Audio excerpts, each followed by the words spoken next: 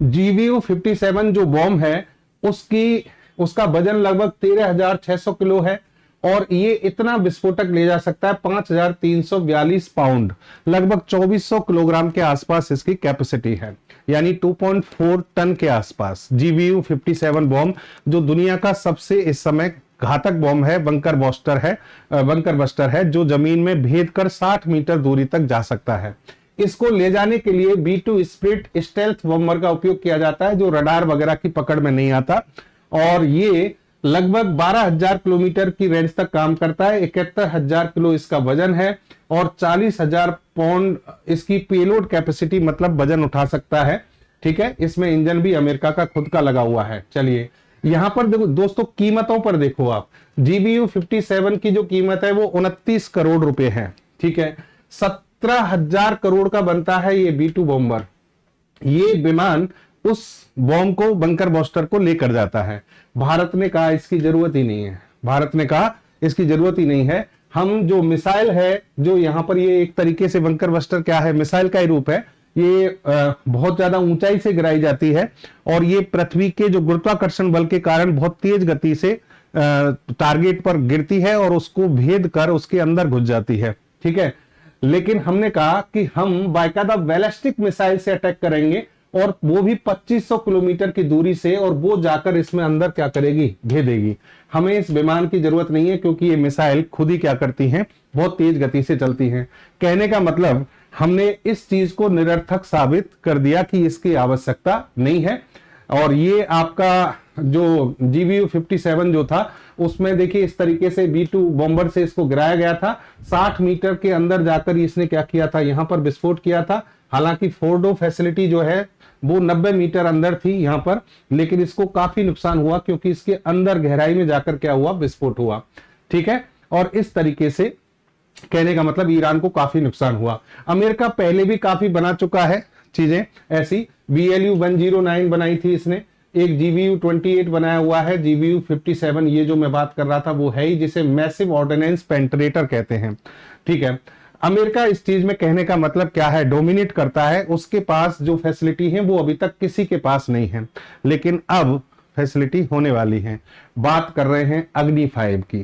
चलिए अग्नि 5 की जो विशेषताएं हैं, खास विशेषताएं, उन सभी पर मैं बात करूंगा। एक बार यहां पर आप देख लें, अग्नि फर्स्ट, अग्नि सेकंड, अग्नि थर्ड, अग्नि 4 के बाद अग्नि 5 जब आई तो इसने पूरी दुनिया में तहलका मचा दिया।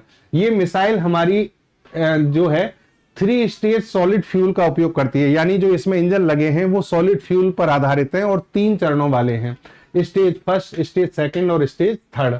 ठीक है, इसकी स्पीड बहुत ज्यादा है, 24 मैक, यानी ध्वनि से 24 गुना तेज चलती है ये मिसाइल।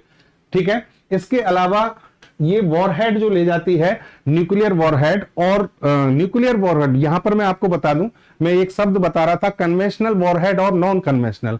परंपरागत जो युद्धास्त्र होते हैं, विस्फोटक होते हैं, वो होते हैं जिनका पहले उपयोग किया जाता था पहले समय से, जो कम खतरनाक होते हैं। और नॉन कन्वेंशनल में आते हैं एटॉमिक वेपन्स या न्यूक्लियर वेपन्स या न्यूक्लियर एक्सप्लोजिव मटेरियल्स, जैसे कि मान लीजिए परमाणु, कोई भी एटम बॉम्ब जो है उसमें रखकर हम भेजें। तो कहने का मतलब अग्नि 5 कन्वेंशनल और नॉन कन्वेंशनल, यानी परमाणु हथियार और गैर परमाणु हथियार दोनों को ले जाने में सक्षम है। इसीलिए ये क्या है, बहुत खतरनाक है। इस मिसाइल की रेंज को अगर देखें, देखिए ये भारत, अगर भारत से आप यहां पर देखेंगे तो ऑलमोस्ट पूरा चाइना इसमें कवर हो गया, रसिया का पूरा पार्ट हो गया, इधर ये मिडिल ईस्ट तक पहुंच जाती है और यहां पर प्रशांत महासागर में जाती है, यानी यहां तक ये कवर कर सकती है, अटैक कर सकती है, परमाणु हथियार गिरा सकती है। इसीलिए पूरी दुनिया में इसकी चर्चाएं ज्यादा रही, क्योंकि ये न्यूक्लियर वेपन्स अगर ले जाने वाली कोई मिसाइल, ICBM मिसाइल, 5 जो आपके UN के स्थायी सदस्य हैं उनके अलावा किसी देश ने बनाई तो वो भारत था। भारत ने 2012 में परीक्षण करके उस नियम को तोड़ा कि भाई केवल जो स्थायी सदस्य हैं वो ही अपनी सुरक्षा नहीं जानते, हम भी अपनी सुरक्षा जानते हैं, और हमने नो फर्स्ट यूज पॉलिसी का इसमें पूरा उपयोग किया था। रेंज के मामले में अगर आप इसको देखेंगे, जैसे कि अग्नि सेकंड, अग्नि थर्ड, अग्नि 4 की रेंज, अग्नि 5 की रेंज बताई हुई है, कहां तक ये जाती है, तो आप मोटा मोटा अग्नि सेकंड की देख लो। अग्नि सेकंड जो है 2000 किलोमीटर है, इसकी रेंज 2000 से 2500 किलोमीटर है। तो अगर भारत की जो सीमा क्षेत्र है यहां से अगर आप इसको कहीं से भी क्या करेंगे, डिप्लॉय करके इसको छोड़ेंगे, तो चाइना और पाकिस्तान के सभी हिस्सों को, पाकिस्तान तो पूरा ही आ जाएगा, कहीं कोई दिक्कत ही नहीं है, लेकिन चाइना के भी मैक्सिमम हिस्सों को ये कवर कर सकता है। तो दोस्तों सारी जानकारी मैंने आपको बता दी है, उम्मीद करता हूं सारी चीजें आप समझ पाए होंगे।